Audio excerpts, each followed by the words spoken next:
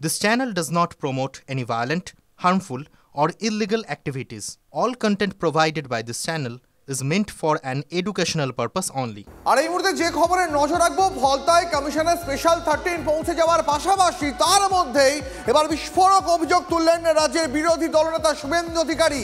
কমিশনের ওই টিমের উপরে হামলা হতে পারে এই আশঙ্কা প্রকাশ করে পোস্ট বিরোধী দলনেতার। দেখাচ্ছি আপনাদের সেই পোস্ট। শুভেন্দু অধিকারীর দাবি, ফলতায় তৃণমূল নেতা জাহাঙ্গীর মাথাপিছু 500 টাকা দিয়ে 300 জন মহিলাকে জড়ো করছেন। জাহাঙ্গীর ও বিডিও ওই মহিলাদের ট্রেনিং দিয়েছেন, এমনটাও অভিযোগ করেছেন বিরোধী দলনেতা। লাঠি জুতো নিয়ে হামলা হতে পারে দাবি শুভেন্দুর। কমিশনের কাছে নিরাপত্তার আর্জি বিরোধী দলনেতার। এই মুহূর্তে শুভেন্দু অধিকারী তার পোস্ট দেখাচ্ছি আপনাদের। কমিশনের স্পেশাল 13 এই মুহূর্তে ফলতায়, আর তার মধ্যে বিস্ফোরক অভিযোগ শুভেন্দু অধিকারীর। কমিশনের ওই টিমের ওপরে হামলা হতে পারে ও হামলার জন্য তৃণমূল নেতা জাহাঙ্গীর মাথাপিছু 500 টাকা দিয়ে 300 জন মহিলাকে জড়ো করেছেন, অভিযোগ শুভেন্দুর। এই মুহূর্তে তৃণমূল কংগ্রেসের রাজ্য সহসভাপতি জয়প্রকাশ মজুমদার রয়েছেন আমাদের সঙ্গে। জয়প্রকাশ দা, শুভেন্দু অধিকারী বলছেন জাহাঙ্গীর নাকি 500 টাকা করে মাথাপিছু দিয়ে 300 জন মহিলাকে জড়ো করছেন, যাতে তারা ফলতায় কমিশনের যে স্পেশাল টিম রয়েছে তার উপরে হামলা করতে পারে। কি বলবেন?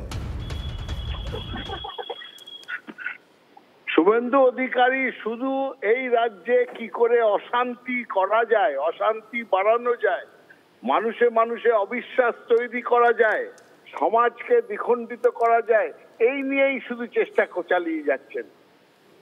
শুধু বিএলওদের ভয় দেখালেন, সাধারণ মানুষকে ভয় দেখাচ্ছেন, তাড়িয়ে দেওয়া হবে, নাম বাদ যাবে। আর এখন বলছেন যে ইলেকশন কমিশনের আধিকারিকদের ওপর হামলা হবে। বলুন তো, আজকে প্রায় 1 মাস হতে চললো যে এসআইআর ঘোষণা হয়েছে, কার উপরে কোথায় কখন হামলা হয়েছে?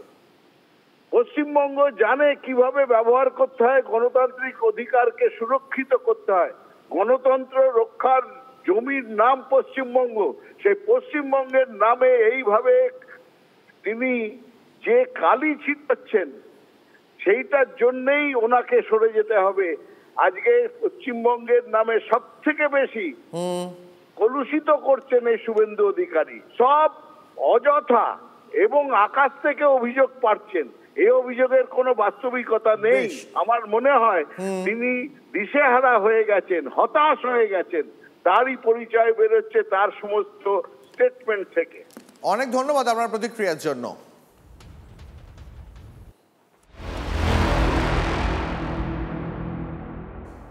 এদিকে কমিশনের স্পেশাল টিম, মানে আপনারা জানেন যে স্পেশাল 13 এ রাজ্যে এসেছে এবং সেটা আসতেই ইয়ারোদের করা দেওয়ায় সিইও ভোটার খুঁজতে আরো নিখুঁত বিশ্লেষণে জোর নির্বাচন কমিশনের। প্রদীপ্ত আমাদের প্রতিনিধি আমাদের সঙ্গে রয়েছে। প্রদীপ্ত থেকে জানবো যে ঠিক কেন এই পর্যবেক্ষণের জন্য বা এই বিষয়টা নিয়ে আরো বেশি করে চাপ দেওয়া হচ্ছে ইয়ারোদেরকে।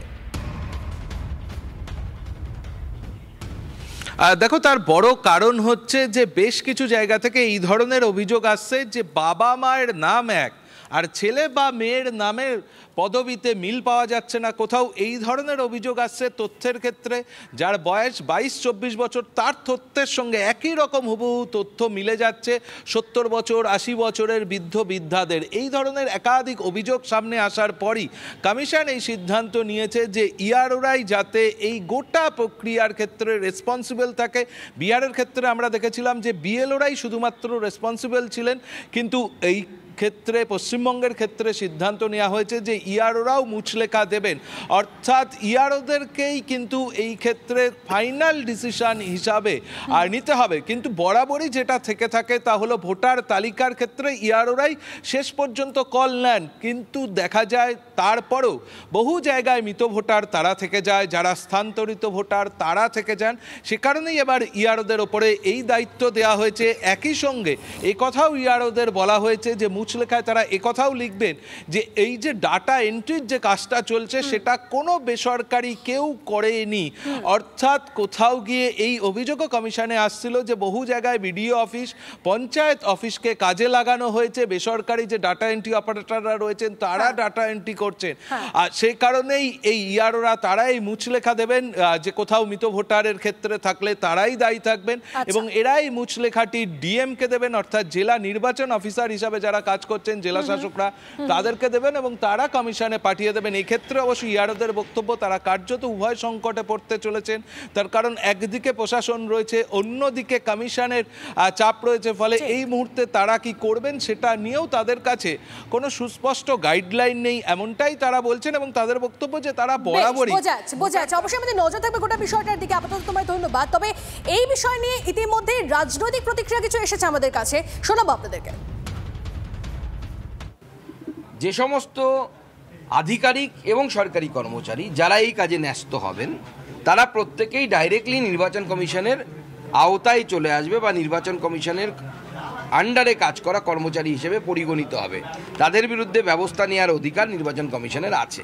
তা আমরা আশা করব নির্বাচন কমিশন এই আইনকে শক্তভাবে প্রয়োগ করবে এবং যাদেরকে রেসপন্সিবিলিটি নিতে বলা হচ্ছে অর্থাৎ এই আরোদেরকে যারা মুচলেখা দেবে বা এফিডেভিট করবে তাদেরকে 10 বার ভাবা উচিত এবং পরে যদি ধরা পড়ে তারা উদ্দেশ্য নিয়ে এই কাজ করেছে এবং একাধিক সংখ্যায় সেটা হয়েছে তাহলে তাদের চাকরি নিয়েও টানাটানি হওয়া উচিত বলে আমার মনে হয়। গতকাল আমার বিবেচনায় ভোটার তালিকায় 6-7% নাম আছে যারা মৃত মানুষ এবং নির্বাচন কমিশনকে আমরা বলেছিলাম নির্দিষ্টভাবে যে ডেথ রেজিস্টার সহ নানান ভাবে এটা দেখে নেওয়া সম্ভব এবং আধার লিঙ্ক করলেও এটা স্পষ্ট হয়ে যায় পরে। ওরা ভবিষ্যতে কি করবেন জানি না, শেষ পেশ এখন বলছেন মৃত মানুষের নাম থাকবে না। আসলে বছরের পর বছর রক্ষা করেছেন, তৃণমূলের তাদের পারপাস সার্ভ হয়েছে, সবাই মিলে আমরা আপত্তি করছি। এখন হয়তো একটু চাপে চুপে বলছে কিন্তু এটাকে বাদ দিতে হবে। মৃত মানুষের নাম, ভুতুরে নাম, ডাবল এন্ট্রি নাম এগুলো বাদ দিতে হবে, যোগ্য লোকেদের নাম রাখতে। যদি কোনো বাড়িতে এরপরেও মৃত ভোটার থেকে থাকে, সেই মৃত ভোটারের তথ্য যদি না এসে থাকে তাহলে সেই স্টেক নিতে হবে বিজেপির বিএলএ-2দের। তাদের বিএলএ-2রা কী করছিলেন? তাহলে যাদের দলের লোকই থাকবে না তাহলে তো স্বীকার করে নিতে হচ্ছে যে পশ্চিমবঙ্গের 80,631টা বুথে বিজেপির কোনো এজেন্ট নেই। যদি বিজেপির এজেন্ট থেকে থাকে তাহলে তো সেই মৃত ভোটারের নাম যদি কোনো বাড়িতে থাকে অবশ্যই তার বাদ পড়ার কথা। চ্যাংড়াবান্ধায় শুভেন্দুর পদযাত্রা ও সভা নিয়ে বিজেপির বিরুদ্ধে মামলা পুলিশের। রাস্তা আটকে বেআইনি সভামঞ্চ তৈরির অভিযোগে বিজেপি নেতাকর্মীদের বিরুদ্ধে শতপ্রণোদিত মামলা দায়ের। সুমন কল্যাণ আমাদের প্রতিনিধি আমাদের সঙ্গে রয়েছে, সুমন কল্যাণের থেকে আরো ডিটেইলসে জানবো বিষয়টা নিয়ে। সুমন কল্যাণ, দেখো গতকালকে পুলিশের পক্ষ থেকে স্পষ্টভাবে জানানো হয়েছিল যে কলকাতা হাইকোর্টের যে সার্কিট বেঞ্চ রয়েছে জলপাইগুড়িতে তাতে যা নির্দেশ ছিল যে ট্রাফিক ব্যবস্থা স্বাভাবিক রাখতে হবে এবং তার পাশাপাশি একটা সময় নির্ধারণ করা ছিল যে সেই সময়ের মধ্যে সভা করতে হবে। পুলিশের যেটা বক্তব্য রাস্তা অবরোধ করা হয়েছে আর অবরোধ করেছে বিজেপির নেতা কর্মীরা, আর এর জেরেই একটা শতপ্রণোদিত মামলার খবর আমরা পাচ্ছি। যদিও এই গোটা দাবিটাই করছে বিজেপি, পুলিশের তরফ থেকে এখনো কিন্তু কোনো বক্তব্য জানানো হয়নি।